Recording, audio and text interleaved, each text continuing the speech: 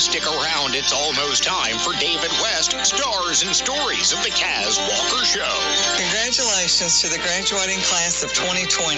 When you started on your educational journey, you would never have imagined it would end up like this. But even with all the negative impact of the pandemic, this is a joyous time of life. You have accomplished something big, and that's definitely something to rejoice about. And remember, your future is a blank slate, just waiting for you to write something memorable. This is Becky at Fox Toyota saying congratulations to all graduates. May your future be filled with success and happiness. Take a walk through your timber and look for an invasive weed called garlic mustard. Hi, I'm Jody Henke. Left alone, garlic mustard will crowd out the other woodland plants as you're living the country life. Living the Country Life. Ideas and inspiration for your place in the country. You can find more information on today's topic and from previous shows by visiting us online at livingthecountrylife.com. We'll return to the show after these messages. America, your children have an amazing superpower. They can help save lives by not having play dates. That's right. By replacing get-togethers with virtual play dates and video chats, they can help slow the evil spread of germs. And if your superheroes do go outside, make sure they continue their superhero wing by staying 6 feet away from others to protect everyone in America land. Find out more at coronavirus.gov. A message from the CDC and the Ad Council. If you're looking for new ideas for what to do around your place in the country, register for the Living the Country Life newsletter. Once a week, you'll receive helpful tips in your inbox on a wide variety of seasonal and timely topics, along with so much more.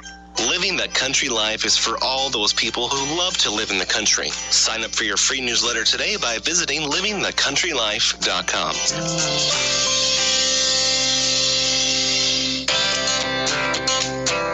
Mustard is one of those non-native invasive weeds that drives woodland owners crazy. It forms thick, dense colonies that crowd out other vegetation.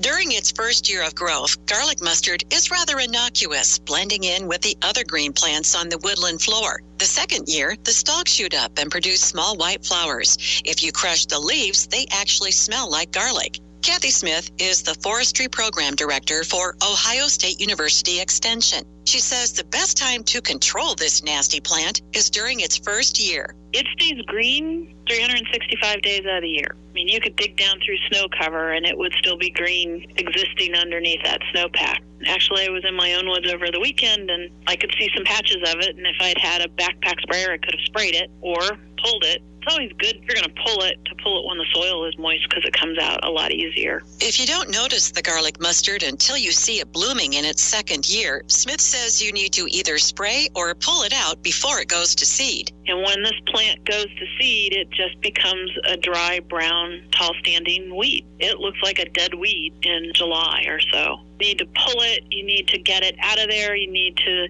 put it in a plastic bag so that you're not leaving seed. If it's already started to form seed, then you need to make certain that you remove it from the site. Getting the upper hand on garlic mustard isn't a one-time effort. The seeds are carried from place to place by wildlife and can stay viable in the soil for up to 5 years. The plant is shallow-rooted and fairly easy to pull, but it can sprout from any root fragments left in the ground. Learn more about controlling garlic mustard at livingthecountrylife.com. I'll see you in the country. Living the Country Life. Ideas and inspiration for your place in the country. You can find more information on today's topic, share your tips, and post photos by visiting us online at livingthecountrylife.com. NASCAR is back, and the Radio Ranch is your home for complete coverage. America's best race car drivers have a lot of ground to make up to fit in all the races they've missed.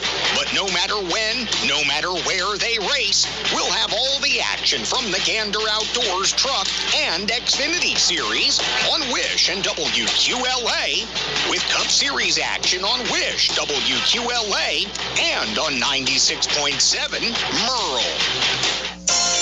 Good morning and welcome to AM 1380 WYSH and Ask Your Neighbor. Ask Your Neighbor can also be heard and seen on our website, WYSHradio.com. And if you are in Anderson, Roane, or Morgan County and have Comcast cable, you can watch Ask Your Neighbor on BBB TV Channel 12. Ask Ask Your Neighbor is the program where you call in and do just that. Ask your neighbor. Do you have a comment? Do you have a problem? Or do you have a question? Then call in and ask your neighbor.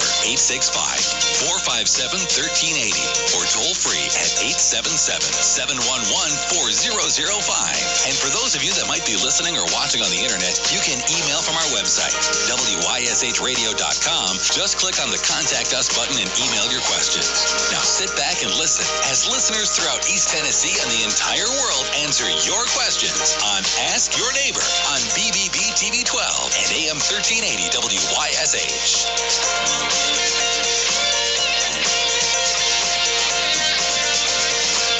Good morning, everybody. Welcome into the Thursday edition of Ask Your Neighbor. That means it's David West, stars and stories of the Cas Walker Show. Good morning to everybody. And howdy, guys. How are you? Right here. We're fishing today. Fishing today. How about you something? You tell them out there that you never have saw us. I never saw us. Yeah, how old was that? Rod and reel? Well, I got it. I'm 78, so I got it when I was about 10, so it's no telling how it was. And I got my uncle, his super. He gave it to the Elman Railroad. And I was fishing with a cane pole. And I brought something to show you how that works. This goes on your cane pole. Mm-hmm. And you push this. Well, you can wrap the string around it? And it goes this way. Oh, you wind it? Yeah, it winds your cane pole string. Yeah, back, and you put it this way, and then it locks, so the fishing eye comes through the eye there. Let me show that. I had that. I've never seen nothing like that. It was on the cane pole. That's a cane pole reel. Didn't heard me talking about like you saw him in here. Oh, yeah. I knew Howard knew about them because that's bad stuff. Not mine your day, wasn't it? It's got. Wow. Ain't that something? It is something. I never knew they had something you could put on a cane. My daddy sold them. I think first graphite rod was over them graphite rods. Do what? It is over 34 years ago when I bought my first one. Mm-hmm. I remember. I think I give about 60 or 65 hours for it then. And boy, just, said, I'm going to have you one made or get you one. Mm-hmm. And it was a 6-foot rod. Yeah, I remember when they were all the rage, man. You feel the fish tugging on the line. What's that? That's about 6 or 7 foot I got there. That's 7 foot. 7 foot? I think so. And who did you say made that guy give me? Yeah, I looked at it. It's rods by J. Miles. J. Miles Custom Rods. He's out of Cleveland. I looked at it before we went on the air. He's got different prices, but like for a Tennessee residents, different type of casting rods. Right. He told me that. He said, tell me what kind of fishing you want to do, and we'll build the rod for you for that type of fish. Yeah. He got like 6-foot 10-inch rods, not $199, 6'11" to 7'11", 220, 8-foot rods. Yeah. $249. And he put my name on it. See, he put your name on it. I was sitting there looking at it, and it has your name on the bottom of it. Like those guys you've heard of jig fishing. Yeah. Those right there. Yeah. Like this. That's what the 8-foot rods are for? You feel a fish nibbling on the end of that. Yeah. Whatever bait you got on there, that's how sensitive it is. It comes through that. I couldn't believe it. That's interesting. Hey. It's a cool looking rod. And like I said, it's definitely custom made for you because it's got your name all over it. We're going to go on the extremes now. What you got now? Now look here. I bought this in a collection. Is this okay? Yeah, you're good. I bought this in a collection because I started collecting cigarette lighters. Yeah, okay. This guy had a big collection, and he said, here's one you ain't got, never will get. It's got a ball on the end of it. All it's meant, you pull that ball out to pull your wick up and down. Now, to light it, he said, they had them on the mantles back in those days, and you go and stick it down in, I think he said oil. I think it stays in a jar of oil all day or some kind of whatever they lit with back in. And kerosene, maybe? Yeah, then you pull this up, and your flint goes in right there, and you strike it. And that's one of the first cigarette lighters ever made, he said. Now, I don't know. I just don't know about cigarette lighters. I know I have quite a few of them.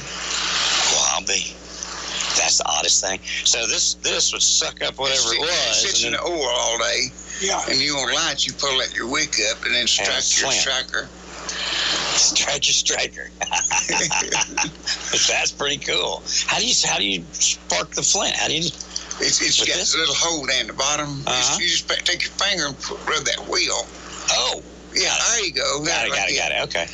Didn't you ever use any of them old Coke? Oh, yeah. Yeah. Okay. I don't know which got flint. Maybe it's sprang up or hitting. I hadn't even checked the front part. But you know, you buy packs of flint, put it there, and then you take your thumb and roll that right there, roll that roller. How is that? It probably needs flint in it. I've never seen anything like that. I'm sure, but I said, Darn, I want to see this. I tell people about this stuff, and if you're not old enough to see it or understand it, see, Howard knew about that. This came old real. Yeah. I didn't. Old now, well, me and him goes back to that same place. It started the same place. We used to eat biscuits and sausage for breakfast and take it to school and thought we was poor, and the other kids didn't have it, and they was eating bologna and wieners. Bologna and weenies, and we thought they was rich, and they thought we was rich because we was eating ham and biscuit in there. That's right. Every morning, my mom would give me ham and biscuit, and I said, oh, Lord. When I shared that, I'd hide and eat it. Kids over with bologna sandwich. Over in Holston Hills, which is, this doctor and lawyers lived in there. Her kids come out of weenies, bologna and stuff. Lord, I'd give her $1 for a weenie. But the reason they did, they had nobody home to cook it. Yeah. Right. They probably been in on the stove. Well, nothing, they just couldn't do it. Mama was cooking it on a coal stove in an orange skillet. What'd I pay for it now? I bet. Making me hungry. You know, I've not saw anybody that made good red-eye gravy since Mama, and we was playing in Kentucky with the Kentuckians, Clyde and Reed, didn't he? And I told you back when you had to go, you could drive up to the house, but you couldn't go across with that Cadillac limousine. We'll go across that creek. It too long. We had to walk across a foot long and went in her house, and she cooked us. She thought we was big stars. We was on Ball and Buster and everything. And she thought, in that big limo, she thought we was big stars coming to her house, her and her husband, and Clyde Marie's daddy. And they set a table. Oh, Lord, they had more food and country ham, and Monroe was, he was already turned sinful in the way he's eating. And he said, boy, some red gravy sure would have went good. And she said, well, I got it back there, but I shame to bring it out. He said, shame to bring it out, get it, Mama. He baptized one of them biscuits in that red gravy. He wanted to take a nap. He wasn't even good for the show the rest of the day.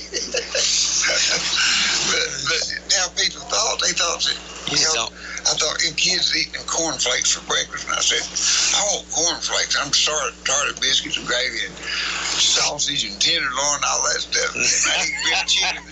I'm so tired of eggs and pork and biscuits and gravy. So I had Give me some. go get me a big old box. Cornflakes. And it got a toy in it, and that really said, oh, I remember that growing up. I remember that. That was a big deal. You find a toy in the cereal box. And Daddy said, well, I was used to drinking real milk. I couldn't understand that pasteurized taste. So I told you, I still got my lunchbox with a cork in it. We'll just get you something. I go up with a little brown bag. And I said, them other kids have got a lunchbox. I said, well, we'll get it, and then you can take your own milk. And every day it's a bologna sandwich with mustard because it's afraid mayonnaise is spoiled. And lunchbox on cheese or... That's what I ate growing up. Bologna sandwich mustard. I got in the groove, man, boy. I walk into that Space Cadet. It's got right on the front of it. I looked the other day. It says 1951. Space Cadet. Space Cadet, 1951, that lunchbox. I still got it. People they had so much fun. They come in there and look at that stuff. I guess so. It's a museum. Ever since 1951, I said, yeah, that's my only lunchbox I ever had. I took care of my stuff. I'm kind of, my thing is, if I own something, I want every little thing to work on it. I just, I got the Mickey Mouse collection, and I got the Coca-Cola collection. The record player with the hand that's got his finger. Oh, I'd never seen that. Okay, the Mickey Mouse, years and years when it first came out, was a record player, and it was Mickey's arm goes out there and his finger sticks out, and then his finger's that needle.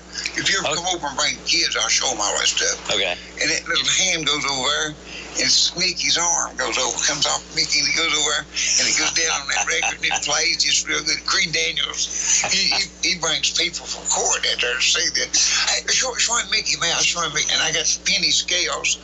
I keep a couple of pennies where you can weigh yourself. And I got the nickel coke machine, but I don't hook it up now because I'm not in there that much. But usually, get you a nickel Coke. and get you a coke. You know, pull the lever down. Yeah. Remember them? I do. And but Mickey, I just want everything to work. And I'd be out of town and I'd buy that stuff. But It's no telling what some of that stuff is worth, David. I keep everything. And if it tears up, I want it fixed right then. I don't even want to go through the night without getting it fixed. I mean, if a light goes out on the cars, I might have it fixed. So I got to brush your picture. I was going to say, is that your truck? I got it done except two things. Uh-oh, what two things? I need a key for the door lock. I had to call a locksmith. I know one. He made it for my 30 pig truck. And I got a button on the side of the steering wheel for my horn because there's a wire goes up through your steering wheel and a little spring and a little thing on it, and your horn touches that, but when you mash your horn down, you get that big bolt in there, then it blows. And I've got to order it, but they ain't sitting in my catalog, wasn't ordered yet. That's only two things that like me, completely done. There it is. 1940? 1942. Hardest one to get. I didn't know it was the hardest one to get. I started trying to get it. Yeah, till you got it. I love it. I got it 6 weeks ago, wasn't it? About 6 weeks ago. Yeah. The bed was just laying there. I took all that off. What color? Was it green? It was yellow. Oh, it's yellow. Okay. Here's that bed that I put on it.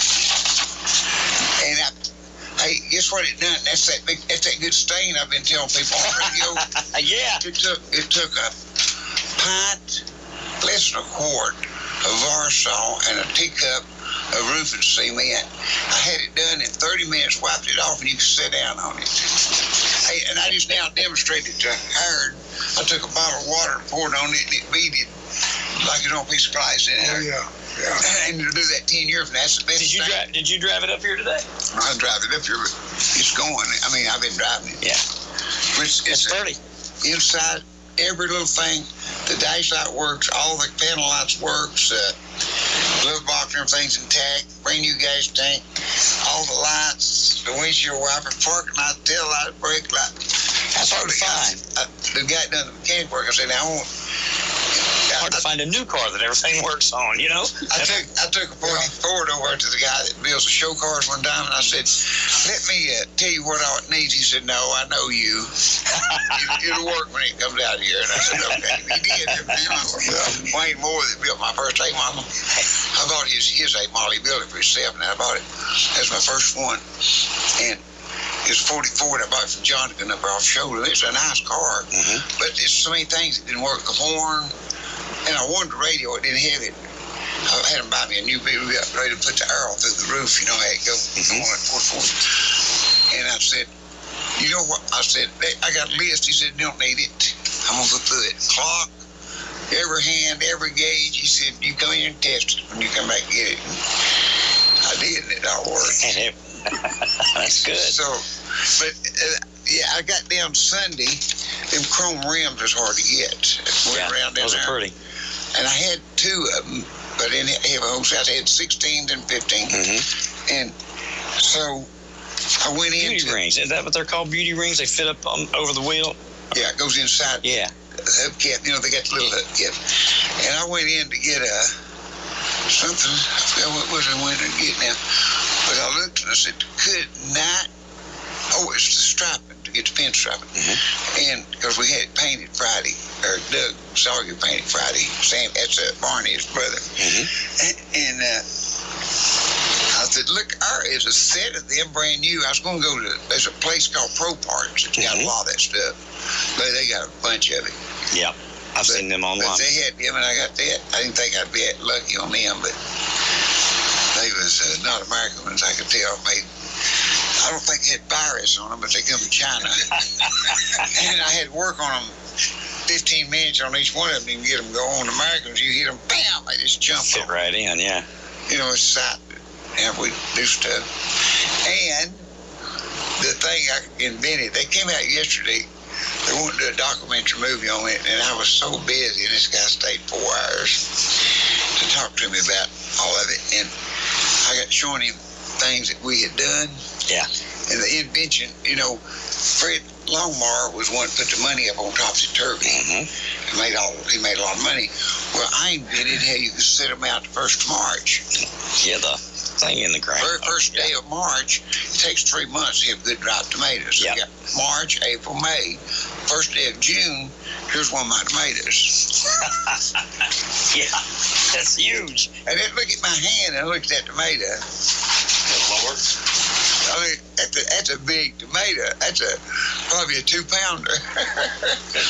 I should interview one of them in the fire, but I didn't. Yeah, you should. But ain't that a big tomato? And I say, it said in your first day of June.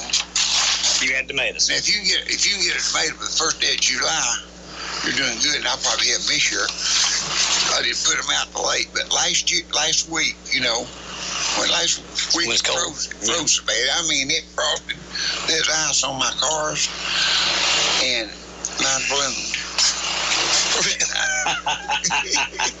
Hey, and this week, what making them grow? So it's been dry weather here the last few weeks. I just put me a quart of water down inside that thing that goes straight to the root. They just smile every morning and they go out. Keep them cozy and warm. Oh, yeah. Her said, man, that's a pretty tomato plant. They've grown at least 12 inches since last week. Happy tomato plants. I'm going to start stating. I don't know. I just got some plants over at, I got these people over here at Corner Market. What you need to do is sell that idea to somebody to make. Well, he was going to do that. I was going to tell you. Fred come out there and he said, we want this. That guy will take that in a minute. But he was in a hospital and didn't get out. He died. He said, oh, he'll take this. I don't know nothing about inventing nothing. The man came to me and I didn't know him. And he needed some money to do it. Big bucks. And I drawed out my whole life savings and give it to him. And my banker said, you are out of your head. And after I made all that money, the banker said, come in your own talk to you. So, you know, wait. I got one more thing I want to show you. You got to get somebody to do that, Dave. You got the money to build it. You just need to get somebody to go out there and peddle it. That's a good idea, wasn't it? It's a good idea. Oh, here's one here you got to see. I heard any of you saw that, did you? Yeah, I think. Oh, did you see that? Okay, I thought I showed you. There's that fish I caught. Oh, is that the catfish? Yeah. Here's one Howard's going to remember. That's a good sized catfish, Dave. Yeah, he's a big 24 inches long. I didn't weigh him because I didn't have my scales out there. That's good. We're going to do the whole show today, too, for Mel Gibson. Mel, he fell and hurt himself a couple of times, but he's doing better. I talked to him last night. Back in, so Mel, the whole show was you. Back in, when did Indian Cave open up? About 65 or 45? When did UNLV get all of you over? It was in the early 60s. Yeah, I know that. I remember exactly. It's Lois Johnson and Kirk Andrews. Kirk Andrews and all of them. That's back. Howard used to be a chauffeur for a lot of bands, and that back he was a chauffeur. Chauffeur and security. A lot of the people that played on WMX, Barn Dance, Merry-Go-Round, they played out there too. I mean, some big stars in them days played at the Indian Cave. Sure. And that was a popular place, buddy. Oh, What made they feel that place? I want to point out how it was built. Where was it? It's up in Blaine. You go in Blaine. Okay. And you know that road, used to be a restaurant, I can't think what the name was, that motel, and you turn out in between them. It goes from down to the river. Yeah. And it's a cave. That cave entrance, you could put 2 tractor trailers in it. Oh, yeah. Go in the entrance. It is a beautiful cave that you ever. Oh, it's a hangover. I was up there Sunday. I took a notion to go riding. Can't do nothing else, so I get in an A model. And I called. And I was wanting to see where Sad Eyes Hensley Garfield was buried. The boy played fiddle for me. Yeah. And I called, couldn't get it. So Alan said, I'll meet you. Alan Collins, a bass player I had over here one time. He met me and took me a tour. We went there and sat for maybe an hour and talked there at the cemetery and all. And we got to talk about Indian Cave. And so I was right there pretty close to it. A mile or two from it. And this building now was built out of concrete. And I'm going to show you these beams the beams are like an underpass. It looks like an underpass bridge where that thing is built like a bomb shelter. Might have been. It's a huge building, and it's a fireplace right there. And the bass player's wife would take tinfoil, and that's how what a mess it is and growed up. And you have to go through weeds to get to it. It's so sad. So this is part of the cave, or this is built? That's inside the building where we played. That's a dance place. Held about, I think, held 300-400, wouldn't it? I'm probably, yeah. It's a big place. Yeah. And then you go out it into another part was a restaurant. And our big, that's a nice outfit, wasn't it? Yeah. I looked at it Sunday. It looked like it's about 150 feet long. It's a big building. Yeah. And, but that old wooden stuff in there, where they went there, see, they tried to open it back up. Somebody did. Yeah. Cobbled it up. But look at that roof. Is that was concrete? Yeah, the roof is concrete like an interstate. You know how the beams come down? Yeah. Like a bridge over it. Yeah, it's a bridge. So they can't tear it down. Somebody not unless they went there to jackhammer or something. And they just destroyed it. They beat the windows out and the doors. And that's a big fireplace right there. Yeah, saw it. And so me and Jim Burr, Con Huntley's uncle, rented it. And I had it 2 times. I had it on a Wednesday night with Jim and them. And, oh, man, they had crowds in there, didn't they? Oh, Lord, that place. I had that big bus at that time. I'd drive in there. And it's back in no man's land. That's the end of the line when you get back there. And the cave's right there. And they got big bars and stuff over the cave now. But I walked up there and the people started hollering. I looked up there and there's people that climb up on big walls. Young people was up in there. How you doing? They said, we're just up here looking at it. That's what I'm doing. He didn't say keep out of that, and I guess you can just go in there. But that cave entrance is about as tall as your whole building. Oh, my Lord. I mean, and huge. I mean, it's so big, you could drive a tractor and trailer and not touch nothing. How far does it go? I don't know. I didn't go back in there before. But I used to go out there occasionally and look at it. But if I get there early or something, we go out there and look. Oh, it feels like ice water in there. Just goo, man. It changes, 30, 40 degrees when you walk up to the mouth of it. It's so high, the ceiling. It's the prettiest cave I believe I ever saw. That's crazy. Indy Cave, you used to see advertisement all over Knoxville. I think the Mondays owned it. And Indy Cave had an Indian in that big cave. I think it's where Indians lived back in those days.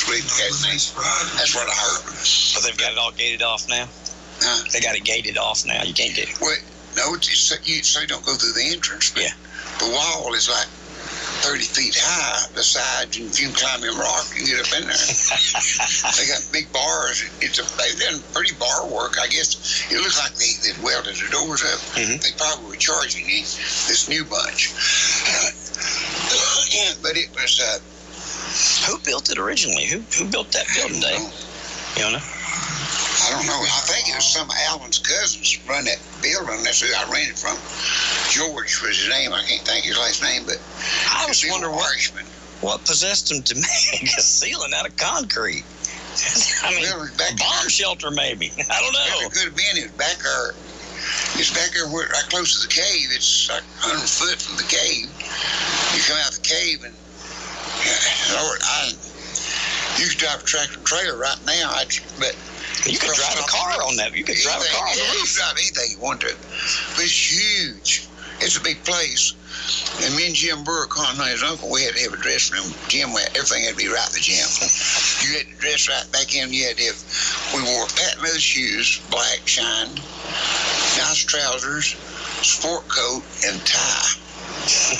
I mean, we had to dress alike, and you had to have about 5 uniforms. Because we had Indy Cave, Horseman Hill Top Theater, Ciderville, and we had 4 shows going, Thursday, Friday, Saturday, and Wednesday, I believe it was.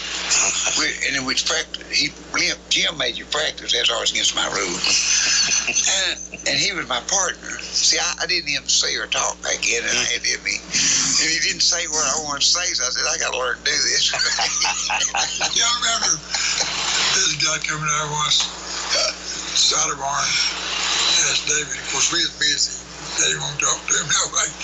He said, on place. I like to come out and play Saturday night. And they said, okay. So just put your name down so they'll call you, when. What's that? When we rehearsed there, they said, Saturday night on stage. Oh, I know. They would never heard. What? Then one old guy come in, he said, a girl, she said, I want to be on your show. They come to the back door, we had tickets both doors. Mm-hmm. Told the girl, said, who did I see get on the show? She said, well, we'll put you down, we'll put you on. No, I want to talk to who's in charge. Well, David. I walked up to the help you, man. She said, I want to be on the show. I said, well, put your name down. Tell them put your name down and get you on in a few minutes. And she said, no, I want to come and rehearse. And I said, well, we don't do that. You don't rehearse? She said, well, I'm not going on if I don't rehearse. Turn around and walk back down. This steel player come in and went to work with me, Harold Flynn. He worked a lot nice when he put on them steel conventions. And he come out there and he said, well, I'll work a few weeks with you, David. Said, you never heard. He stayed he was there a lot more than a few weeks. You fixed with him for, I said, him and was Doug Yarber, who else played in that? Yeah, I said, we got 2 rules, no practice, no audition. And he said, what? I said, no, you can play or you can't play. I don't have time to do this. And we did. Well, about 4 years later, he said, I was out here for 2 weeks. Look at me. It's about as bad as Channel 12 when I got on there for 3 weeks, stayed 11 years. Brad said last week, I thought it's 9 or something. I guess it's 9. I was Cas Walker. I remember you told somebody one time, they said, well, when do we practice? He said, we don't practice. Listening to it once is bad enough.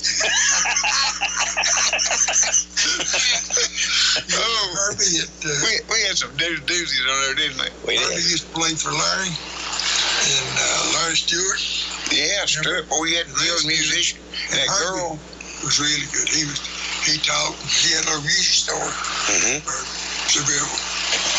What was his name?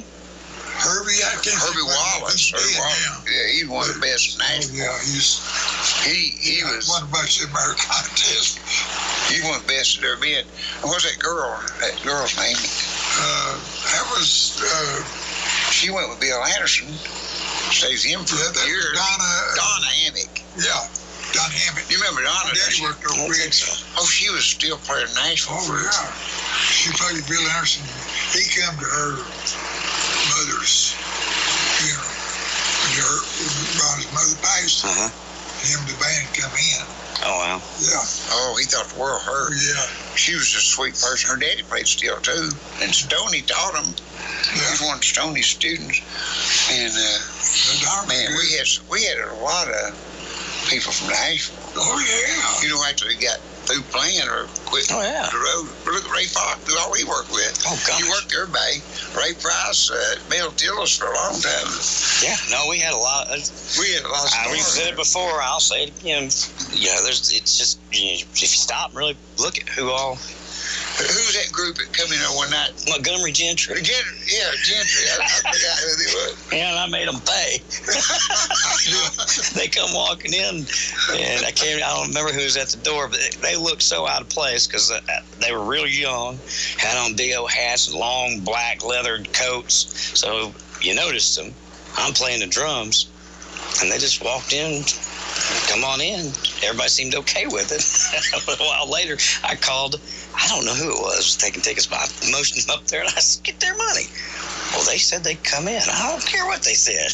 Everybody got to pay. Yeah, everybody say that. Hey, when I drink, everybody drinks. I let everybody pay. So we got finished, and we had a little intermission, and David came in, and then that's when they found out who they were, and then they played the second half of the show that night. Oh yeah, and he was like, no, we'll pay. And when I found out who they were, I was like, no, you don't have to. Like, oh no, nope, we're gonna pay now. We're paying. So they paid $5 a head.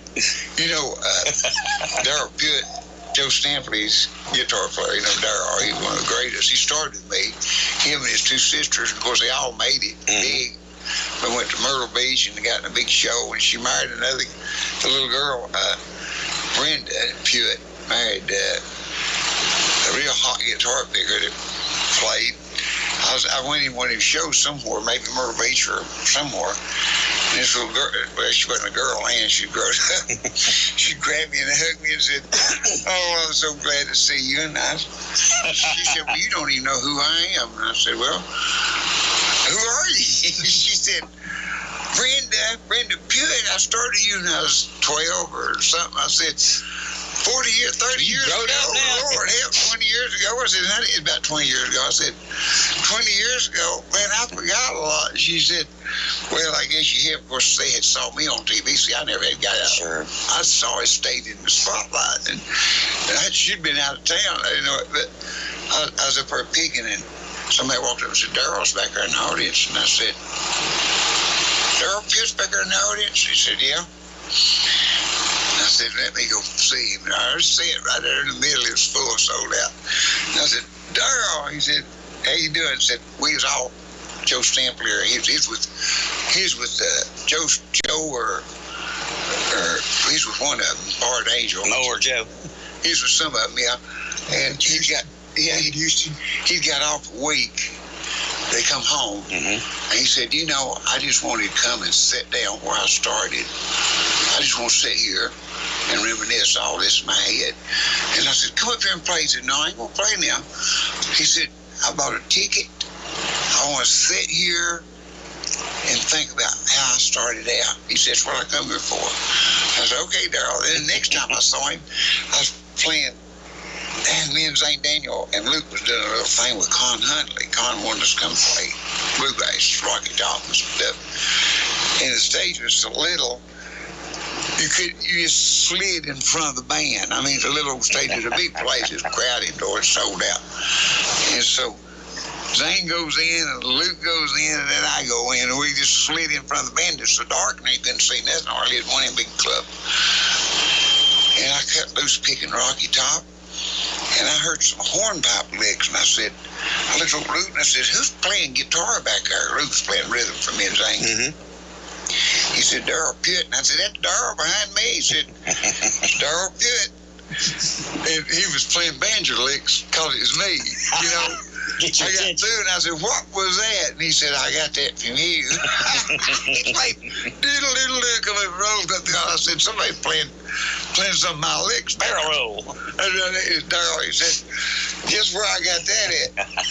Oh, I got to tell you something funny, too. Stoney was teaching steel. And Ron, the guy that won the Golden Dove Award, I couldn't. Yeah. Had the dove. He was taking lessons from Stoney. Stoney Stonesife. Yeah. And so he said he was taking lessons and said, Stoney was showing him some hot licks. And he said, you know where I got them at, don't you? And he said, where? He said, from your cousin David. He said, I watched some of them banjo licks. He does some stuff. It's really, really good. He putting banjo licks on a steel guitar. I moved some of them over because it was good. And so next time, Ron come to me and he said, show me a few things. I showed him something. He went back and showed it to Stoney. And Stoney said, now I like that. I said, where'd you get that lick? He said, I got it from Cousin David, and I'm going to charge you for it, too, so you can charge me, ain't you? Stoney thought, well, we were playing Marshall Andy and Stoney and me and Luke, and we just did a big band bluegrass, one of them CDs, and Stoney called me up, and he said, you know what I like about you and Luke's playing? You all can play the farthest out I ever heard and not leave the melody of the song. He said, and run all over it without losing it. Yeah. One of your buddies called me. He's called me 3 times in the last few days. Dennis. And I don't know what he's listening to us tonight. He's supposed to if he's up, but he stays up all night, sleeps all day.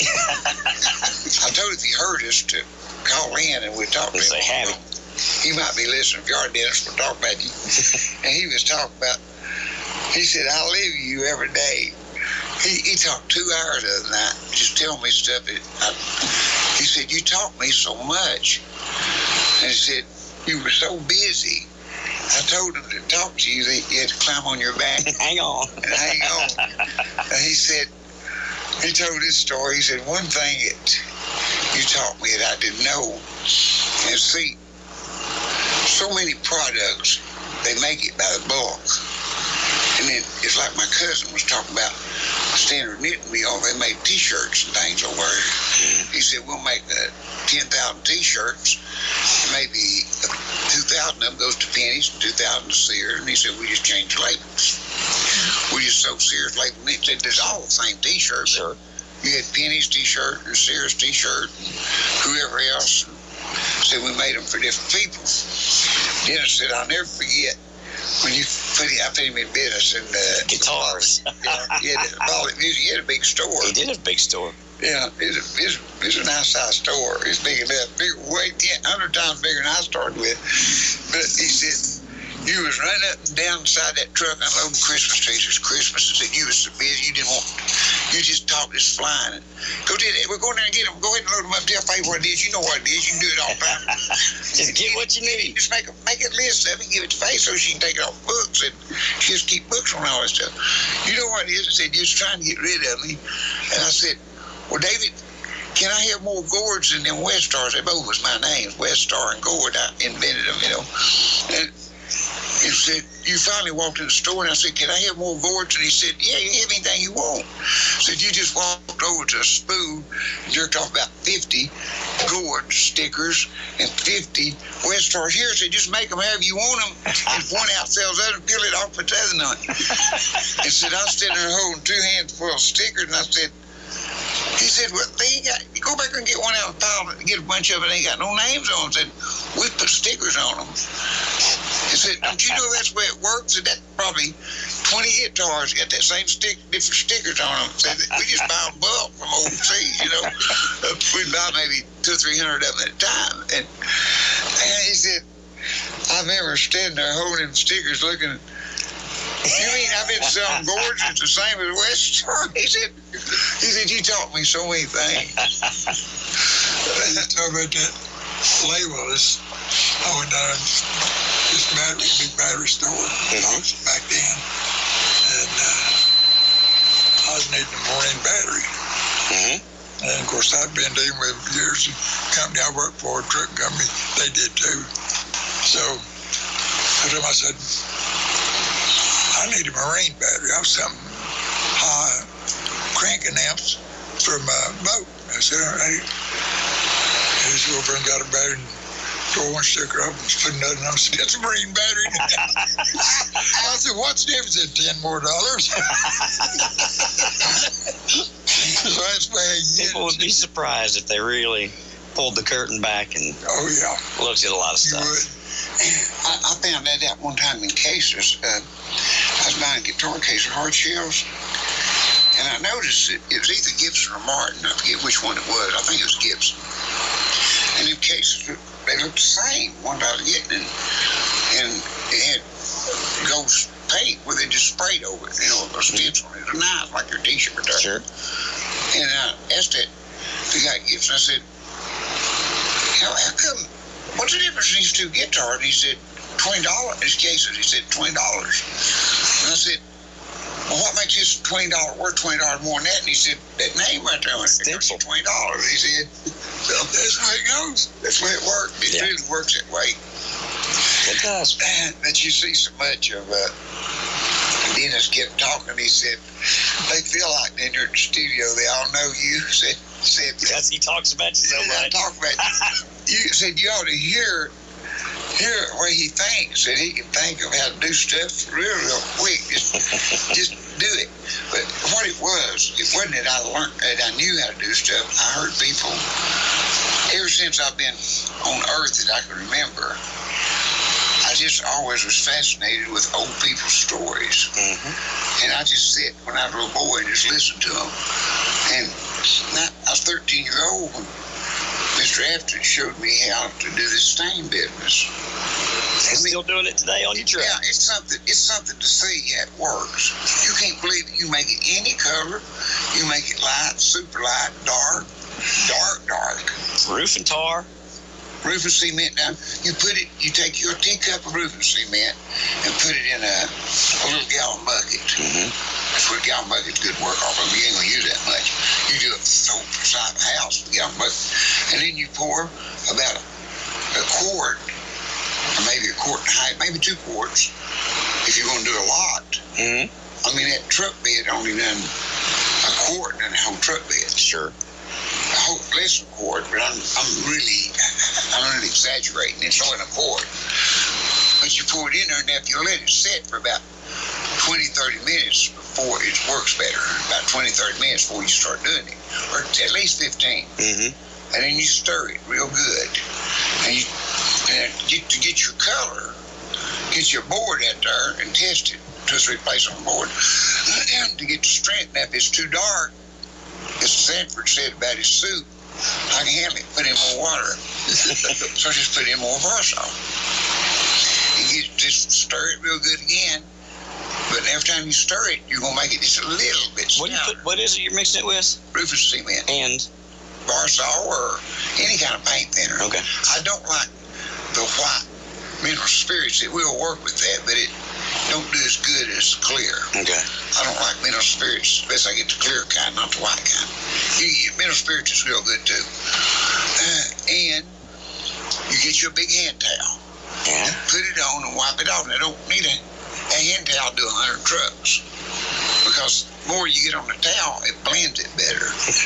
It's kind of like waxing the floor when your mop gets good and juicy when you do your best waxing, right? Yeah. And your best mop and everything.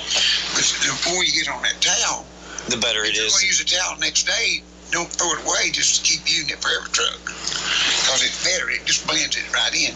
Miss Travis taught me so much about blending.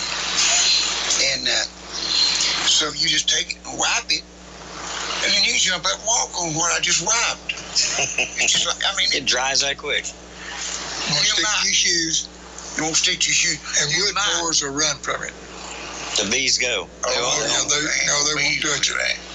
And you pour, I can take you over right now and pour a bottle of water on it, and there's beads the size of my finger. How long does it last for you have to retreat it, David, or does it? It's there forever.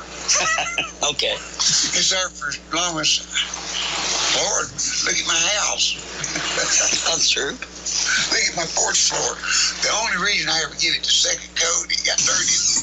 I didn't want to steam clean it. Uh-huh. So I just give it another coat of that, and it just took care of that. The reason I asked, Jasper's building a new deck around it. He bought him a new pool.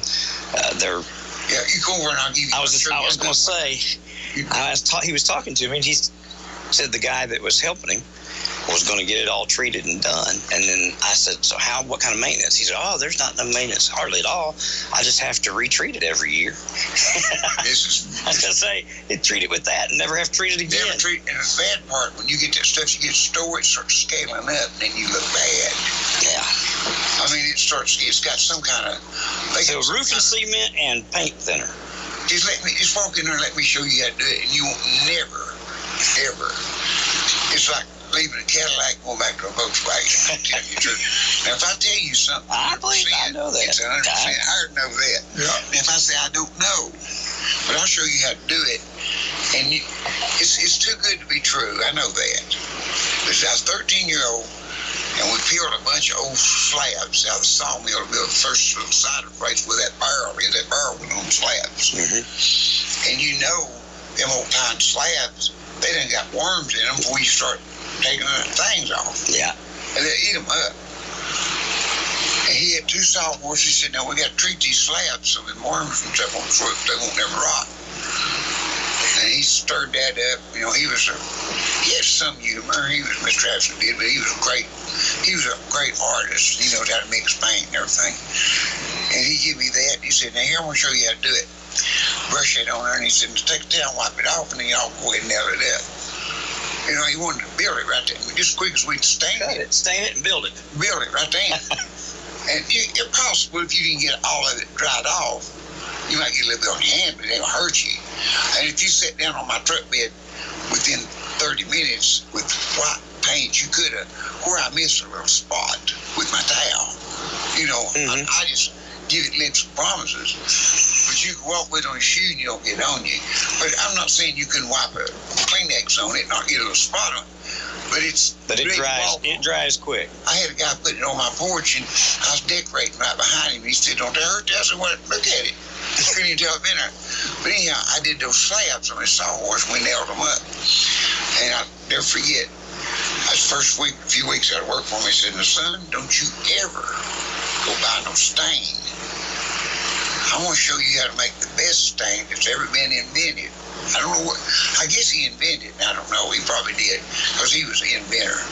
You know, he designed a lot of Holiday on Ice. Yeah. So, I mean, Do that. he could match any color. He could take a car fender that had a wreck on a 10-year-old car and cut it down and paint it, and you couldn't tell which fender he painted. Was it the old one or new one? I mean, this guy was good. No, he was. He was good at his trade. And Doug was talking about it. He got to run. He said, I'm going to have to get that out. I know how to get it out, but back on the back, I need to cure it at the bottom. I said, I don't care. I don't do it.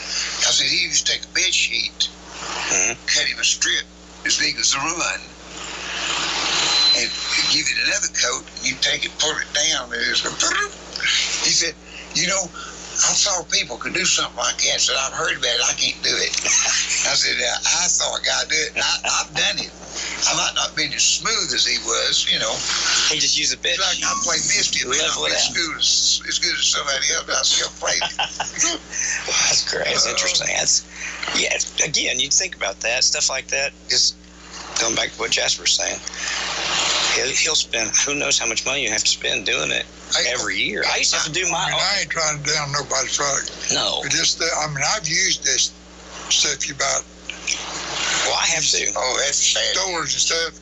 Well, you just throwing your money away. Yeah. There you are. Well, I did when I lived at 502. It looks good for a year. Then. Yeah, look at mine. If I live 2-3 more years, look at it. When I lived at the old house, I had a 20 by 40 foot dock out on the water, and so it weathered because it's on the water, and so I would have to go out every year. You'd have to like pressure wash the old off and then retreat it with the new. You're supposed to do it every year. I probably didn't do it every year. I probably did it every other year. Spaced it out as far as I could because it's a job. The best results is to do it before you put that other crap on it, because that other stuff is hard to get it off. You're putting this over top. Okay, it's like this right here. Yeah. Now you got to overpaint this. Someday somebody wants skin, it's still gonna be whiter. If you could paint the first time you paint this, do it with the stain. Best. Yeah. The first time you do it, I went and got some cheap. I didn't mean to. They were too cheap. Tupperwares, standard.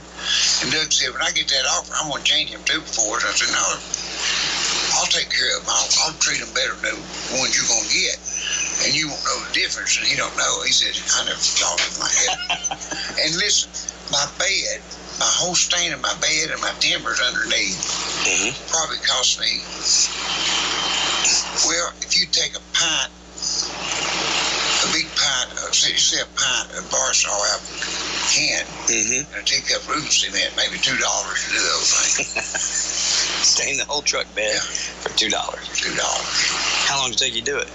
Probably about 20 minutes. Just fast you put it on. Just go get you a big old wide brush, 6 inches if you want to.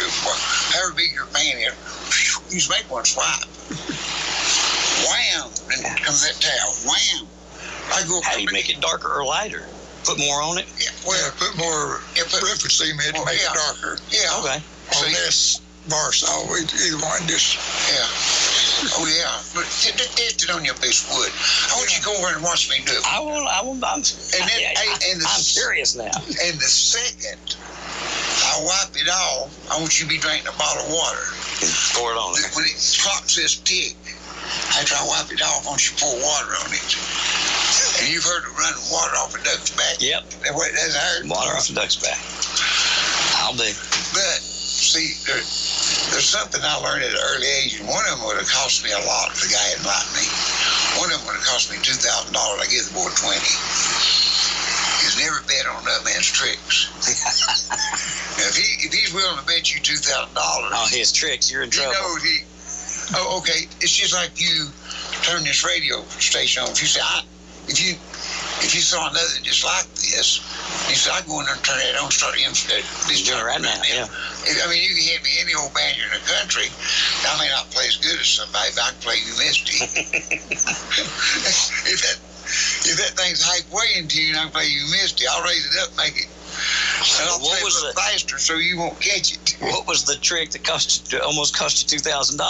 Okay, I told these tree boys, they're from Lake City, the Davis boys. A lot of people know the Davis boys. Mm-hmm. They're good tree men. Tired saw them up there cutting the tree, and they scared me so bad I wouldn't even watch him. He walks out on limbs. He ties himself off. He falls fits, but he don't pay no attention much to it. But, you know, it's not good to be taking water pills and watching him. He saw it big and he cut. I mean, he went up there, and it raining. He said, I don't care to work in the rain. It keeps you cooler, and it's not burning face. We're not talking about little tree. We're talking about this tree this big round. Good Lord. They're taking the limbs and everything off of it. And I got my big John Deere tractor, and I'm pulling it. But when I first started making that parking lot up there, they cut them big trees. Well, they'd laid there for about 3 months. So you got, where you get a, you know, you can only burn so many months without getting permits. Yeah. But it just come up to that time. It was time for us to burn. Okay. It was running out. One in the ball, I guess in the ball. And I had a high lift man there. I believe he's charged me $35 or $45 an hour. He was going to drag them and pile them in a hole. That boy said, Mr. West, why don't you just don't do that? I said, let me just burn them. And I done hardly got to come burn me. Done used up about 10 gallons of gas, and he just burned holes in a few of them. He said, would you care if I just burn them for you? And said, let that guy go. He's eating you up $35 or $45 an hour what he charged. And I said, he said, would you listen to me? And I said, yeah, I'll listen to you. I said, go on, take off. He wants to do something else, and I'll call you back when he gets through. He said, I'll burn them for you. And I said, now, you ain't going to burn them. I done spent 10 gallons of gas on the other boy's going to burn them. Big tree logs, I mean. All them logs. We're talking about trees bigger than me. Yeah. Okay. Okay. And some of them he was cutting right down to green. He said, I said, well, you can't burn them. You're cutting green ones. He said, don't never say that word can't, Mr. West. This guy was so nice. He said, that's a big word. Said, that's a bad word. Said, you can't. Everything can somewhere or other. He said, this is the gospel truth, buddy. I go to court and sit on the bench that. He said, I'll burn it every bit for you. Okay. And I said, okay, do it. And this boy done this, and I'm telling y'all the truth. I wish you better saw it. I said, I'll bet you $100 you can't burn them. And he said, yeah, I can burn them. I said, I'll tell you what, I'll bet you $2,000 you can't burn it. And see, this is gospel truth. I said, I'll bet you $2,000 you can't burn it. And he said, now, I'm going to tell you something, Mr. West. I like you. If I didn't like you so good, I'd take your money. He said, would you let me show you I can do it? And I said, yeah, I'm going to let you show me. I'll give you $2,000. He said, no, and I won't take your money, so call the bet off. I'm not going to do that. He said, the bet's off, but I'm going to show you.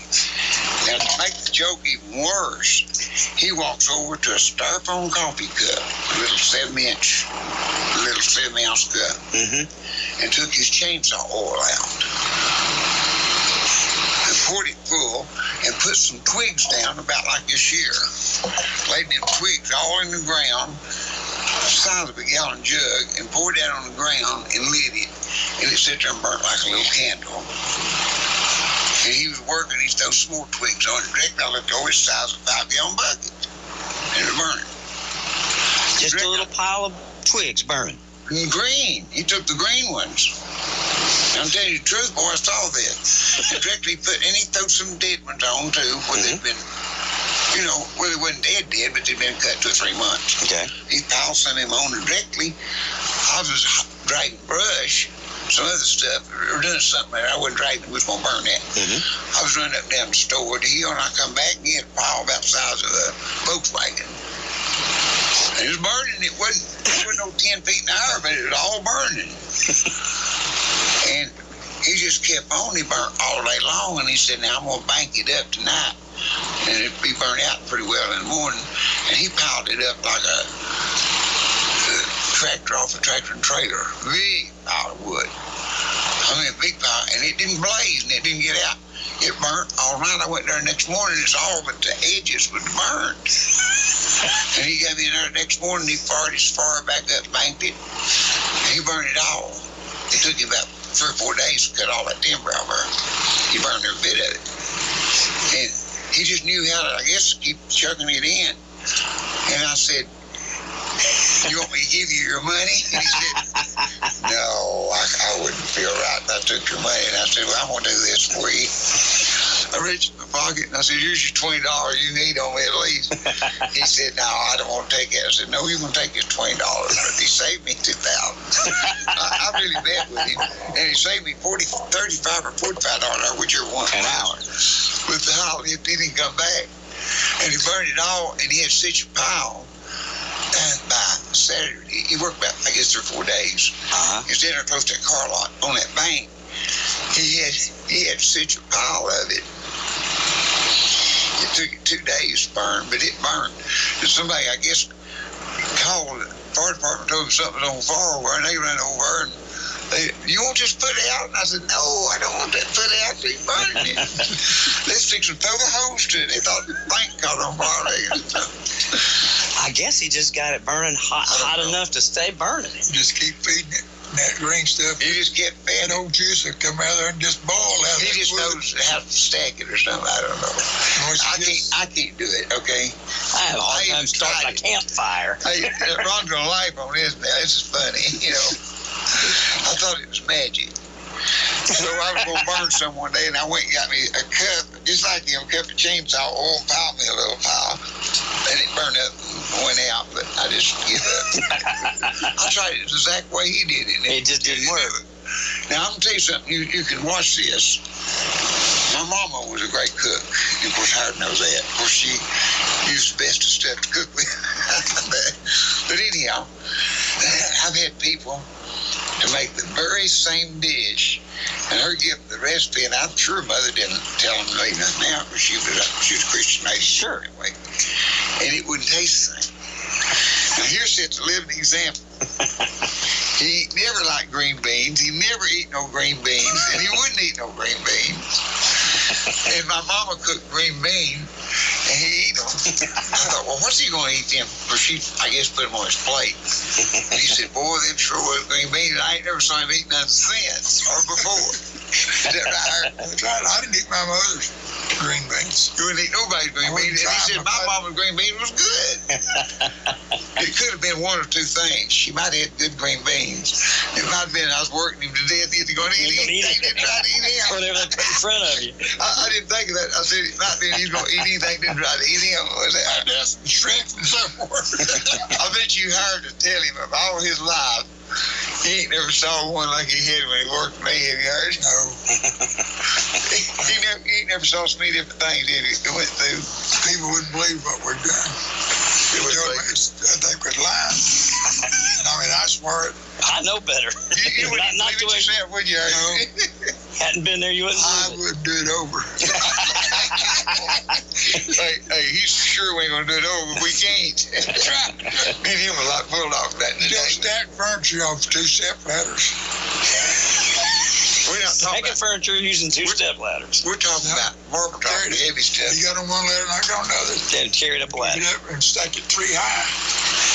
I told you I had a building on it. I said I got to have this building with it was. You couldn't add one little trail through the middle of it. I mean, you couldn't. See, I didn't even know who it belonged to. I've been in there for probably 2 years or longer. And I wanted that building. And I said, I don't know what to do with that furniture. Is that building I built for Dipster? I said, I don't know what to do with this. Was it your building? Yeah, it's my building, and I needed it. And somebody put furniture in it, or? Yeah, they had $1 million worth of furniture in it, at least. I bought one piece out of it, just a little thing. They had priced like $800, and I wanted it real bad, and I just took it out because they'd had it in there for 2 years, and I don't want to take this out. And whoever claims this, I'll pay him. I'll pay him, knock it off his rent, but I want this piece of furniture. And I had my apartment. So somebody was renting a building to put furniture in for a while. This woman did, but she moved and left and didn't leave no name or nothing. She went to Carolina or somewhere, and it stayed in there for, it might have been 3 years. It's a long time. And I got needing a building for the Martin room, and he was going to move that garage out, and I wanted this building. And I said, I hate going in a building when I got a nice building, just exactly what I want. That was exactly what I wanted, is a garage-type building. Mm-hmm. And you had 2 foot to walk through the middle, and it was wall-to-wall furniture. I'm not talking about, it was smashed together, wasn't it, Howard? Just tight. You couldn't even read. You just have to look over and see a piece you wanted. I don't know how she got it out. They had it ready for a while. So I didn't know what to do about it. Well, one day the FBI came in.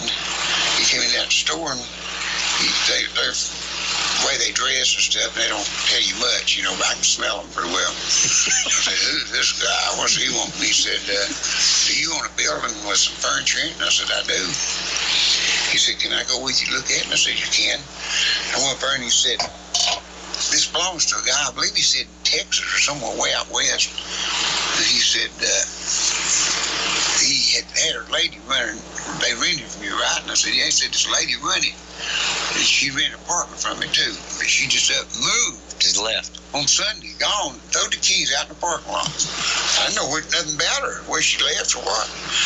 And I told him the story, and he said, well, there's a real good guy owns this. It's estimated to be about $1 million worth. He said, a good guy owns this, and he's honest. And he's hired me to find out the details on it. Figure out how much rent he owes you. And I figured it up right quick, and I gave him one I had to pay to. Mm-hmm. She figured it up, give him a bill. And he said, he'll be in contact with you. He said, don't do nothing with it, because he's good. So this guy's a real wealthy man. I only saw him once, I think. He came in one time, maybe just he come in with him when they hauled it off, I think. And he had a big Lincoln or a Cadillac. He was a really nice gentleman. He paid me up full of that. Mm-hmm. But when he sent me that money for it, he said in a letter, don't get angry if I don't pay you but once or twice a year. I'm a very, very busy person, and I can't keep up with this once a month, but I'll pay you 1 or 2 payments a year. We kept it some more years, and I had to have it. And I think I had his phone number or something. I called him, and I said, and I told him I need that bill in 6 months. I gave him 6 months to get it out. We didn't get it out. And I told her, I said, I don't know what to do with it. I can even go up on his rent, double his rent, go rent me a building. Mm-hmm. And I stand there, me and Howard looking at it, and I said, I know how to do it. Did you know we could get by with half of this building? Howard said, yeah, probably. I said, okay, we'll get nice pasteboard boxes there and store and stack on half of it, and set the other half on top of that half, and I'll get out of this building. I just mathematically, and Howard said, yeah. So the bad part about Howard, he went along with it. I don't know why I like him. Supposed to be the voice of reason, Howard. Hey, Ron, I don't know why I like him or I'm mad at him, but anyhow, we done it. So we stacked furniture. When we got the furniture stacked, I'm standing there with tired, and I said, you know something, Howard? And he said, why, this building's the highest ceiling, like 12 foot, about 12 foot. I said, you know something else? He said, what? I said, if we'd take another third of that and stack it on them two-thirds, we did 2/3 this building. I said, if we'd put another layer, he said, well, yeah, but how are we going to get it up? I said, there's 2 big long step ladders over here. And that when it strained our milk. I'm glad we saved the light stuff for the last. He said, well, let's use the lighter. We got to take that light stuff and feel Hey, the light stuff wouldn't do the light with it. This is most of it's marble top. Pick up one end and your feet come off the floor. How'd you climb a ladder? Oh, hey, good Lord. Lucky the ladder held. Yeah. Mama cooked for us. They brought us our food, because we didn't stop to sit down and eat. She just brought it, we stood up and eat.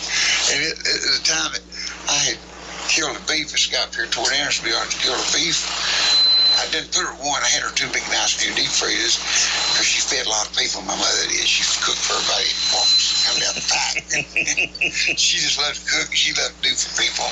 We had a big old shed outside where you could sit and eat. And she just cooked and bring that there. L.A. just loved to come for a pick, or he wanted to eat that good food.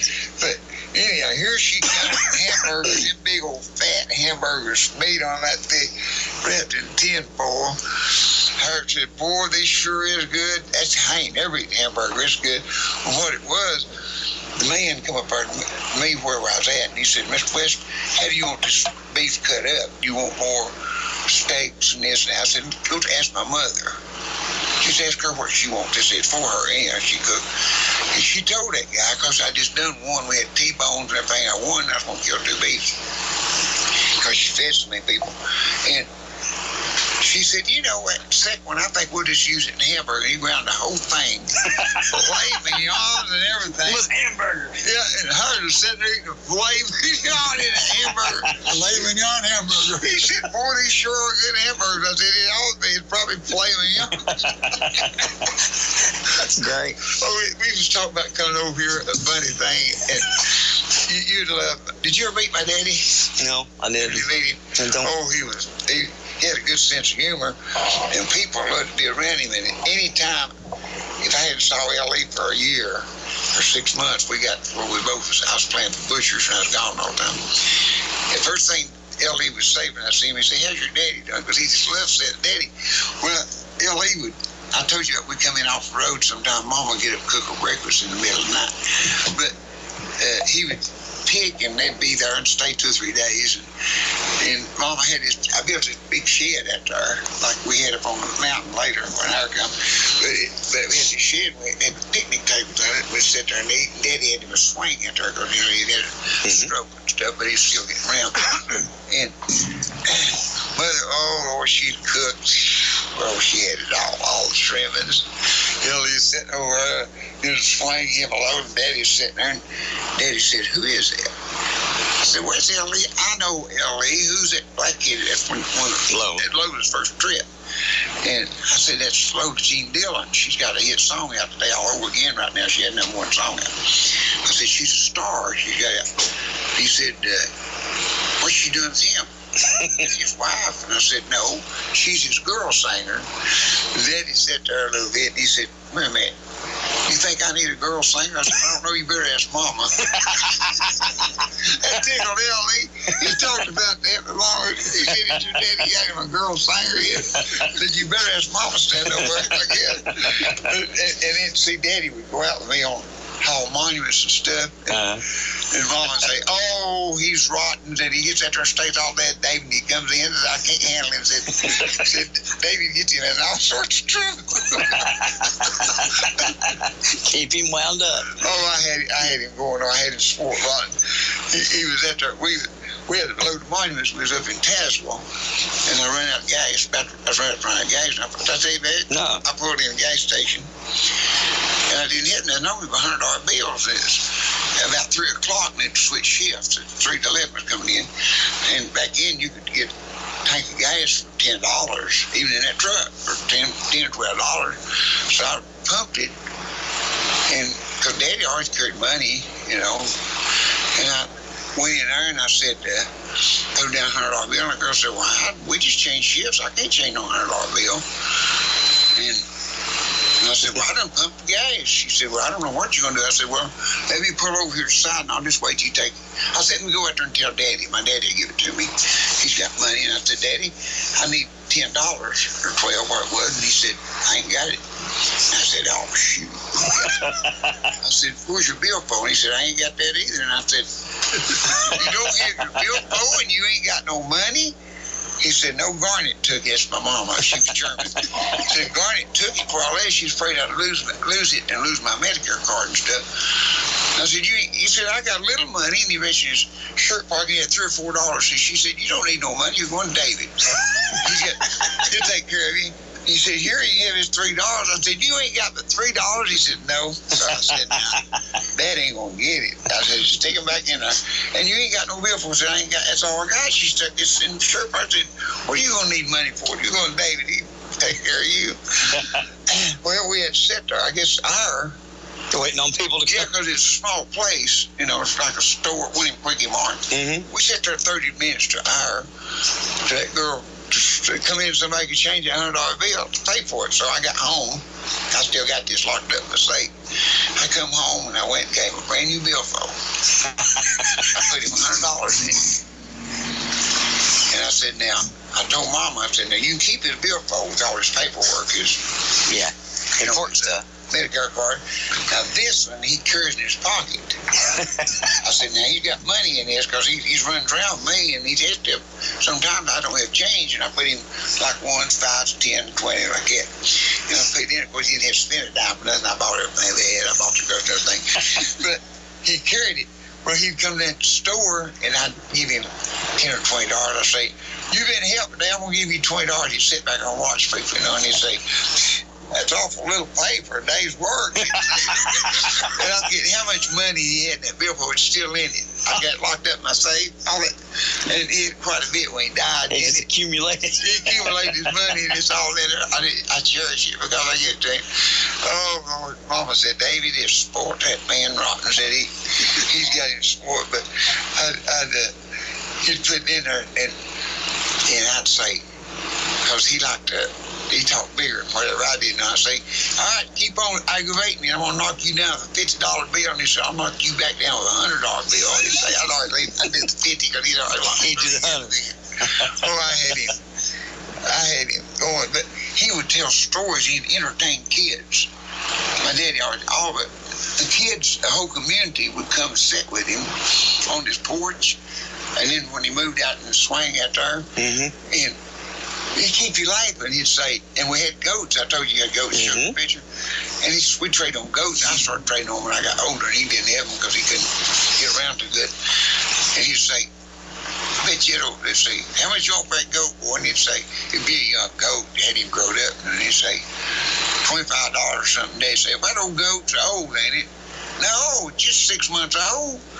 He said, I bet you that goat's so old he ain't even got no upper teeth left because they don't have them. They don't have teeth.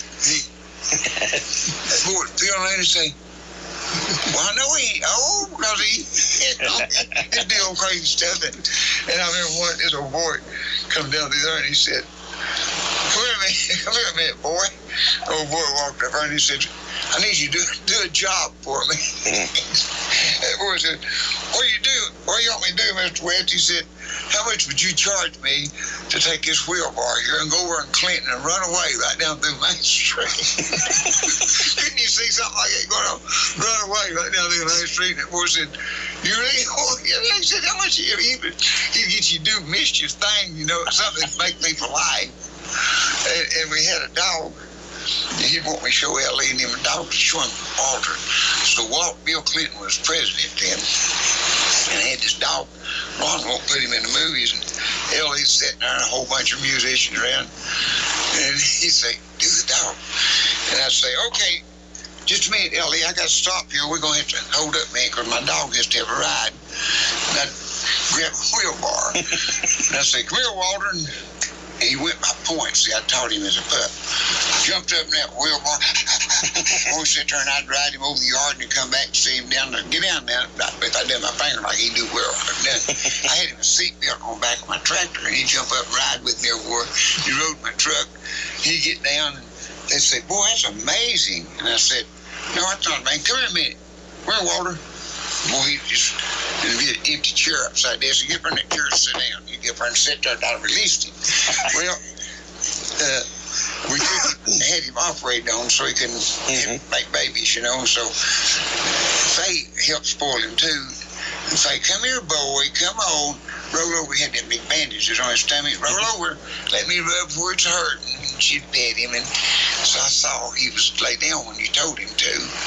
So he'd be standing there looking at Ellie, and the dog stayed right with me and Daddy, And Ellie and all of them standing there. And I said, "Come here a minute, Walter."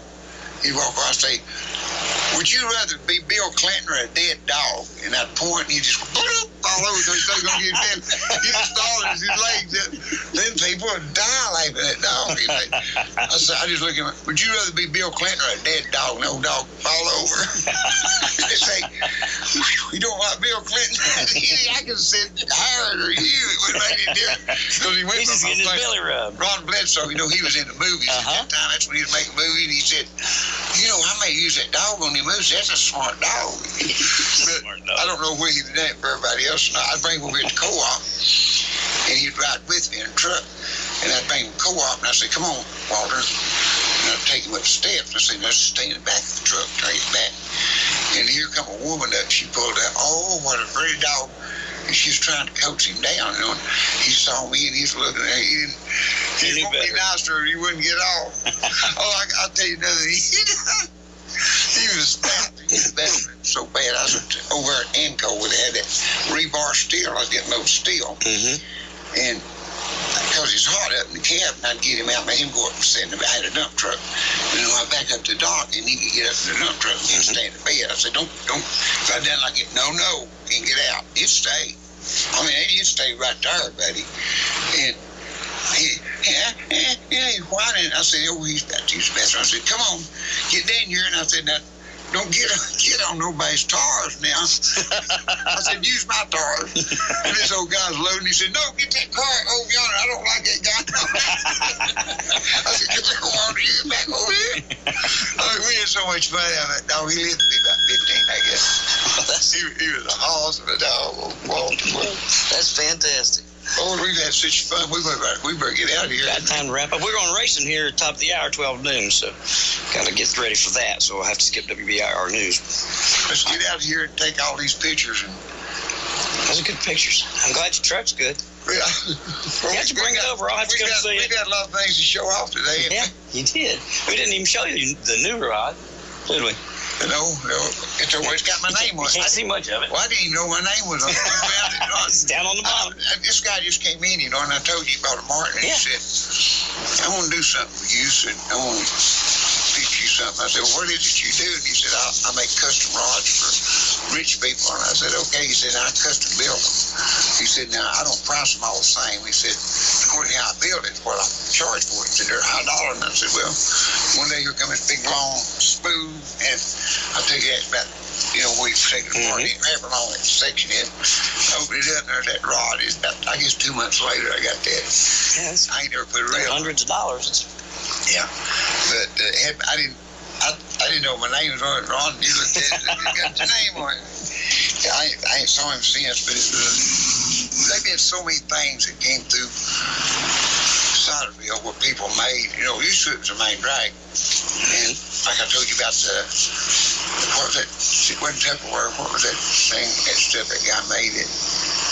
It was Tupperware. It was Tupperware. Yeah, it's Tupperware. Yeah, that guy that wrote down and give us the creator of Tupperware. He gave us boxes of that stuff. He was so nice. And man, I mean, we had so many wonderful people. Like the governor stopped there. Did Colonel Sanders ever come in there? Colonel Sanders, Harlan Sanders. No, I never did meet him. I met him. I think he did. I met him as a kid. I was driving from Tennessee going back to Chicago when I was a kid. We passed him. He's in a big white Cadillac, driving a Cadillac. And we was all waving, and he waved back. And then we stopped at a rest area on up the road. I don't know how much longer it was, but he pulled in the rest area, and everybody was flocking around him like crazy. Alex Haley was there. Yeah. Mr. Haley, I remember him. I don't remember him being at the barn. He was talking about, his mother talking about that he had his daddy spoiled. She wasn't kind of spoiled herself. She got anything she wanted. I'm sure she did, yeah. That's what happened to my other truck. I told you I traded it for. Yeah, for she furniture. She got her first house full of furniture. Yeah. I made a war pension off it. I made a big deal on it. I didn't want to ever get rid of my truck because I had 3 trucks in, and that truck had been so good to me. I made, I survived. Living and standing off of food stamps on the truck, using the truck. I just said that, but I wouldn't have been smart with anybody because some people had to get a lot more help. I needed it. I needed it, to tell you the truth. I was in bad shape financially, but I wasn't in bad shape, but I just didn't have much. Makes you appreciate what you have when you have it, when you get it. We need to appreciate it more right now. I talked to Dennis, and Dennis said he can't even get out of it. I was getting ready to say, with Dennis, he can't make money because he can't have studio, can't have people in there. He can't have that. He can't go nowhere. Said he's buying him groceries. He said I had to tell him quit. Well, I ain't got a place to put him. With his diabetes and other issues he's got, I did talk to him. I said, won't you come up? This bunkhouse is brand new. Stay in a bunkhouse, and ain't nobody over YSH and go work YSH with me. Yeah. He said, I'm planning on doing it, David. It's on my mind. He said, he's going stir crazy, isn't he? He's locked up. He called me about So he gets up in the evening and calls me about 11 o'clock at night, and then about 1 when we get off the phone. Well, he's used to studio sessions where they come in the evening and work all night. Yeah, he's won some awards and stuff. I've done that so many times. I was playing some of our old music for Trey last night. He was like, "When did you do that?" And I said, 1983. I might as well have been speaking French. He was like, 1983? I was like, yeah, it's a long time ago. Norbert Stovall called me last week. Yeah, he's putting together, he's got another one of his ideas. Norbert's always coming up with something. But, I told you what he said, we've done the best bluegrass tape you ever had. Yeah. Well, that's what I was getting ready to say. I remember going over to Big Mama's, at the bottom of that house. We'd log in, we'd load everything in of our equipment probably about 8 or 9 o'clock at night, and then go till like 5 or 6 in the morning. It was cheaper. You could buy the nighttime a lot cheaper than you could buy the daytime. Mama's was it, right? Oh yeah, it was big. That was a big deal. We paid a lot. I borrowed money. I can't believe the bank loaned me money, but they loaned me money when I was probably 19 years old, and I think it was $4,000 in '83 for us to go over and do that. That was a lot of money. We went over there. I can't remember how many nights it was, but that's what I bought the cheapest time we could per hour, and that was overnight. And that's what we did. Went over and did that. What was it, about a record or cassette back then? We did, we did cassettes. Well, you know what? Probably not a lot of cassettes. We just did the masters. I don't know that we ever duplicated. We did cassettes. We did some, not a lot, maybe 100. Who helped you on it? Who played on it? It was just our regular band. Paul wasn't with us at the time. Is Mark Payne from La Follette, a guy named Jim Hawks from La Follette, Jim Knuckles from La Follette, and Scott Gross. That was our band. Did Dennis ever work in Williams? Oh yeah, I recorded in Dennis's studio. I recorded in Sweet Song. Studio, didn't he did. We recorded in his studio a number of times, but it was always your goal was to get to record over at Big Mama's. That was. You're trying to get up to that point. So when we got to that point, we thought we were something. And Dennis's was just as good. He said, I had to tell you this again, David. I know you remember. I had forgot about it, but he said, I told him this in Nashville that he took so good care of me. I loaned him money when the bank turned down. Uh-huh. He said, I had even forgot about helping him like that. I'd done so much, I had 60 mini stores. He said, I picked him up at the bank, but said, he took me out. We stopped somewhere to eat, some restaurants that he went in. He said, I wanted raisin toast or something he wanted, and they just brought you 2 pieces. He said, I want 4 pieces. And the girl said, just come with 2 pieces. Said, David choked out a big old bundle of money and said, woman, go get him a whole loaf of it. He's got to eat. We got to go in a hurry. Just bring the whole loaf. Here, how much do you want? $20, $50? Get it. We got to go. He said to talk to David back then, he had to be on his back riding. That's so funny. He's talented. I remember the first time I heard him play piano, I didn't know he could play piano. Oh, he's good on the records, ain't he? He knows every little part where everything goes. He hired me one time to come down and play drums. I said, well, why don't you play them? He goes, I'm just not as good on drums. But he played the guitar, played the bass, played the piano, played all of it. And then sang. Him and his wife were singing at the time. Yeah. So, a good singer, boy. He just knows music, don't he? That's Ava and Roger stopped yesterday, or not yesterday, but just went Tuesday, I guess. Okay. Yeah, because I was in the wholesale order. But anyhow, Roger come in, and I told him Dennis called me the night before and talked all night about it, and he said, that is one smart dude. He said, he sure knows his stuff when it comes to music. He does. He's done great. I don't know where he's at with his stuff in Las Vegas, but they were wooing him to come out there. So he was going. In fact, he did build a studio out there. I guess he's got one right now. Probably not at it because he can't travel. He's smart. Boy, he's straight up to you. You give him your bill phone, go to sleep, and it'll all be like one. I remember he had that big old bus we wanted it so bad. He was trying every way in the world to sell it to us, but it was, I can't remember, it was a bunch of money. Prevo, wasn't it? Yeah. I went up and looked at it.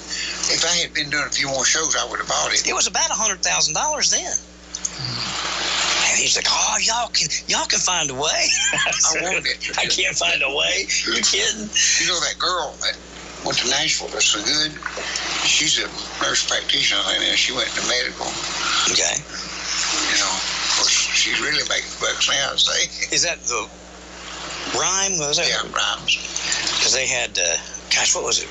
What was the name of that band? Rhythm and Rhymes. That's it, something like that. Yeah. So. Yeah. Oh yeah, I went out. Nice bus. I went out. He was playing in Powell one night with her, and he called me and he says, "Ronnie, will you come out here?" I said, "Well, yeah." So I went out there, got me up on stage. We played a couple songs together with her. Anyway, I guess we better go. Yeah, he called me. I went to the fire to see him up there. He had a big bus. But he played. I'll tell you what. When they had their gospel group, they were playing all the time. He was tough. I mean, he was just good. Dennis was good. He could put his church sound system in. Actually, and Peter that used to work down here. Yeah. Peter was real good. That's the two that could really do them. Peter knows the sound real good, but I never saw nobody better than Dennis. Well, he's got an ear for it.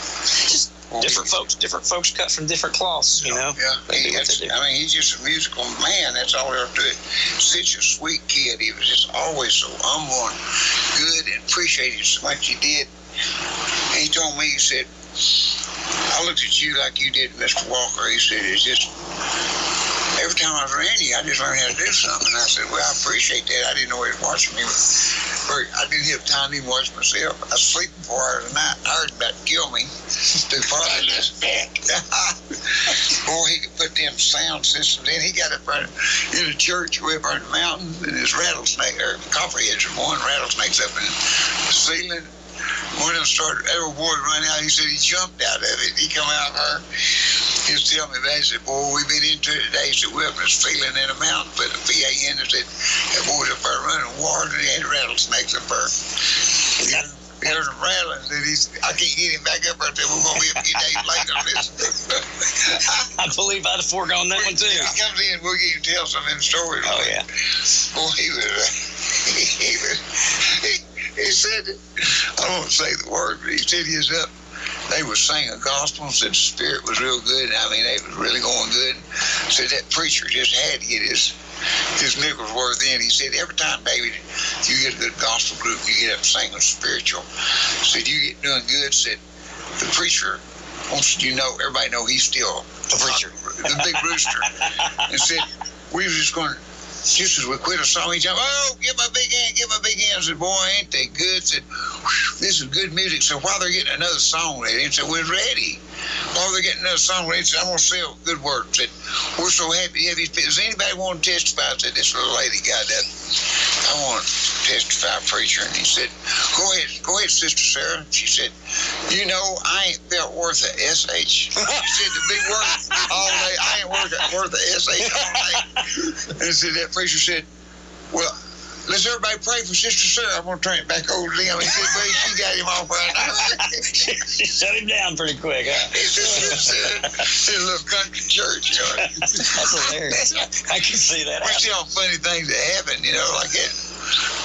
I did see this in church one time. This guy had been drinking something. He was sitting on the back, and this woman got up and she wanted to be a one that prophesied. You know, everybody wants to be seen sometime, but she weighed about, I guess, 350, 400 pounds. She's a heavy lady, bigger, a little bit bigger than me. But then she got up, and it's true. She said, oh, I had a dream last night, preacher in a little country church. Wasn't too many people, maybe 35, 40, maybe 50 people. Had a dream last night. Said, I dreamed I saw this big animal. Preacher said, tell it, sister. Said, tell us. Amen. Go ahead. She said, I saw it in his dream. Said, I dreamed, said, had a head like a horse, but it wasn't a horse. Said, had hoofs like a horse, but it wasn't a horse. Had a tail like a horse, but it wasn't a horse. Had a mane like a horse, but it wasn't a horse. This drunk stood up back there and said, hey, sister, I know what you saw. You saw a mule. And this happened one. Maybe it's too good to keep, too bad to tell. It's a preacher friend of mine. He looked real bad, and he had big old arms. He was a professional boxer, and he became a preacher. And his name was Clifton Allen. If anybody's hearing that or knows him, they know I'm telling the truth. But he was a guy. He's really kind of a harsh preacher, you know. He wanted to rebuke people all the time, prophesy something going to happen to you or something. But anyhow, he's at this little country church, and my daddy was a deacon. He didn't cater too much to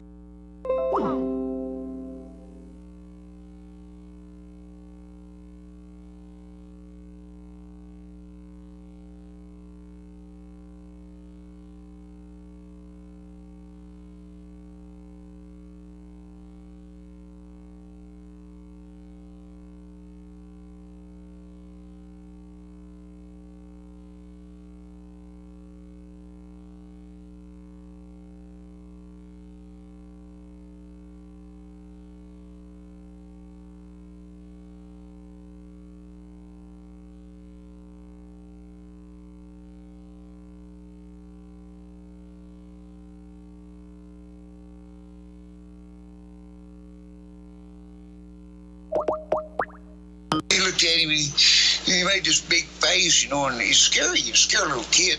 He just landed down at that guy, and that guy was looking at him, and right while he was doing it, that guy winked at him. It's a true story. Does that wink?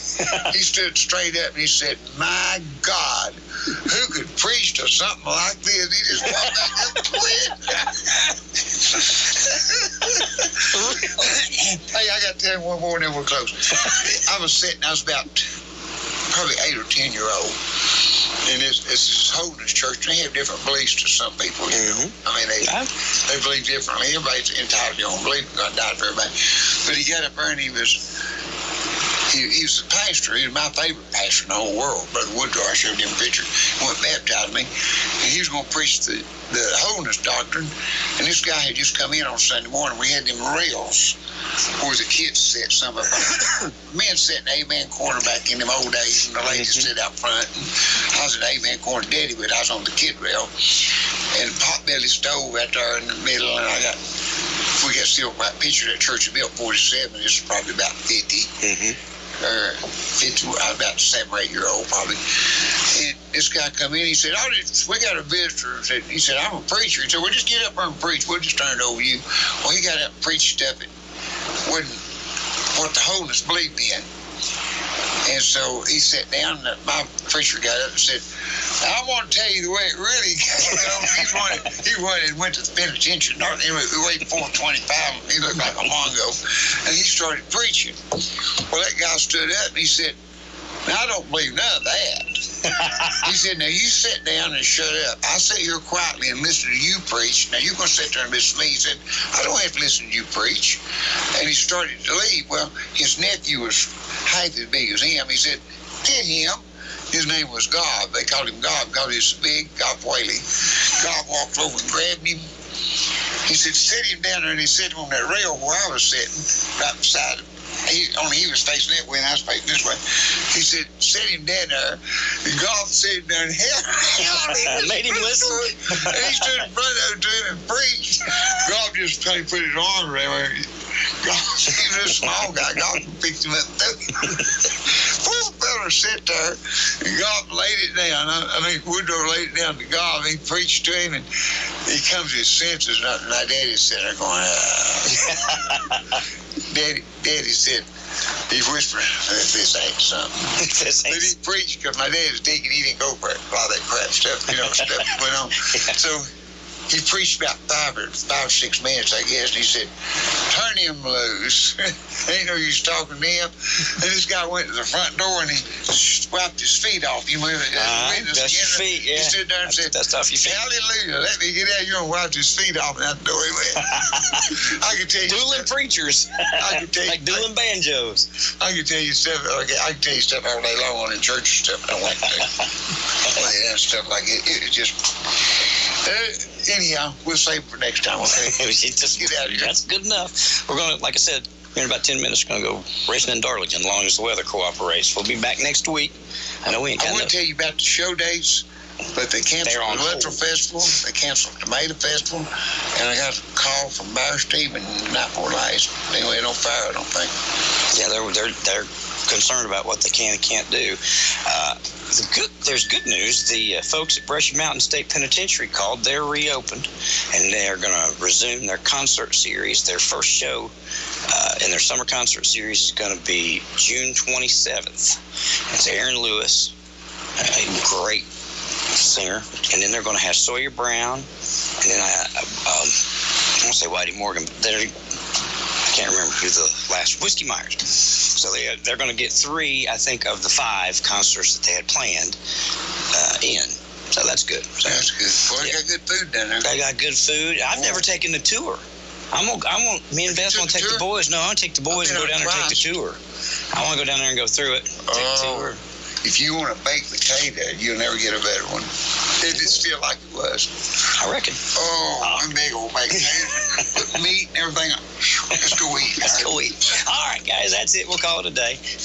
Thank you for listening to AM 1380 WYSH and Ask Your Neighbor.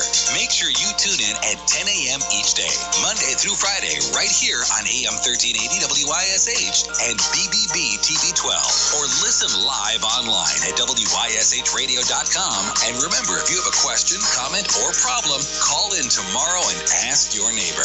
Or email from our website. It's Ask Your Neighbor